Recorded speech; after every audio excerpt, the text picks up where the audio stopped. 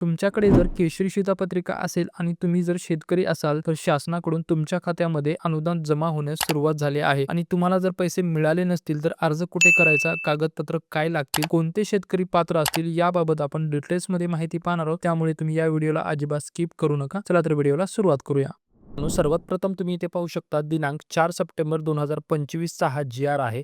या जी आर नुसार अन्न व नागरी पुरवठा ग्राहक संरक्षण विभाग शासन निर्णय 28 फेब्रुवारी 2023 अन्वये छत्रपती संभाजीनगर व अमरावती विभागातील सर्व जिल्हे आणि नागपूर विभागातील वर्धा जिल्हा शेतकरी आत्महत्याग्रस्त अशा 14 जिल्ह्यातील राष्ट्रीय अन्न सुरक्षा अधिनियम 2013 अंतर्गत समाविष्ट न झालेल्या APL केशरी शिधापत्रिका धारक शेतकऱ्यांना अन्नधान्याऐवजी थेट रक्कम हस्तांतरण करण्याबाबत. तर तुम्ही मित्रांनो पाहू शकता जानेवारी 23 पासून अन्नधान्याऐवजी हे जे 14 शेतकरी आत्महत्याग्रस्त जिल्हे आहेत, या शेतकऱ्यांना त्यांना रक्कम देण्यात येते. तर त्यांना रक्कम किती देण्यात येत होती मित्रांनो? तर ₹150 रक्कम देण्यात येत होती.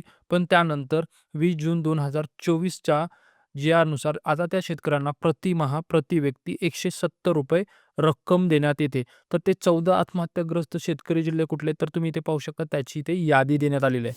सर्वात प्रथम जिल्हा आहे अकोला, अमरावती, बीड, बुलढाणा, छत्रपती संभाजीनगर, धाराशिव, हिंगोली, जालना, लातूर, नांदेड, परभणी, वर्धा, वाशिम, यवतमाळ. हे जे 14 आत्महत्याग्रस्त शेतकरी जिल्हे आहेत, या शेतकऱ्यांना प्रति व्यक्ती प्रतिमाह ₹170 देण्यात येतात.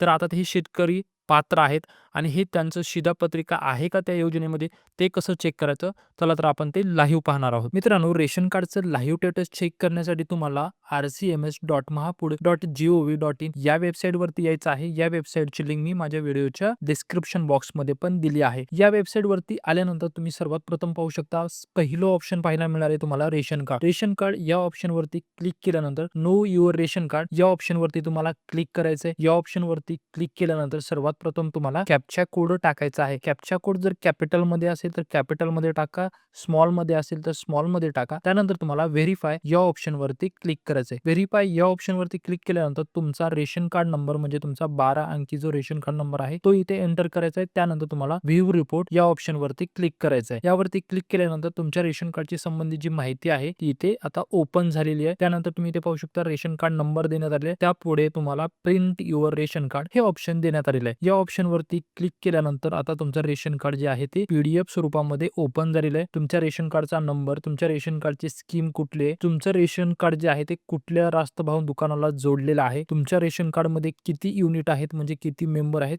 याची सर्व अशी माहिती तुम्हाला इथे पाहण्यात मिळणार आहे. तर मित्रांनो, या रेशन कार्डवरती तुम्ही पाहू शकता जर तुमचं रेशन कार्ड APL शेतकरी या योजनेमध्ये जर तुम्हाला दिसत असेल तरच तुम्हाला याचे जे अनुदान आहे रेशनचं ते मिळणार आहे. तर मित्रांनो, अनुदान मिळवण्यासाठी तुम्हाला अर्ज करायचा आहे. जे तुमचं तालुक्याचं तहसील ऑफिस आहे, तहसील ऑफिसमध्ये जायचं आहे. तहसील ऑफिसमध्ये गेल्यानंतर जे तुमचं पुरवठा विभाग आहे त्या पुरवठा विभागामध्ये जायचं आहे आणि तुम्हाला अर्ज करायचा आहे.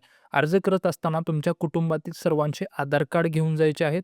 त्यासोबतच तुमच्या कुटुंबातील जी कुटुंबकर्ता महिला आहे तिचं बँक पासबुक घेऊन जायचं आहे आणि ते बँक अकाउंट जे आहे ते तुमच्या आधार कार्डशी लिंक असलं पाहिजे. ते DBT एनेबल असलं पाहिजे.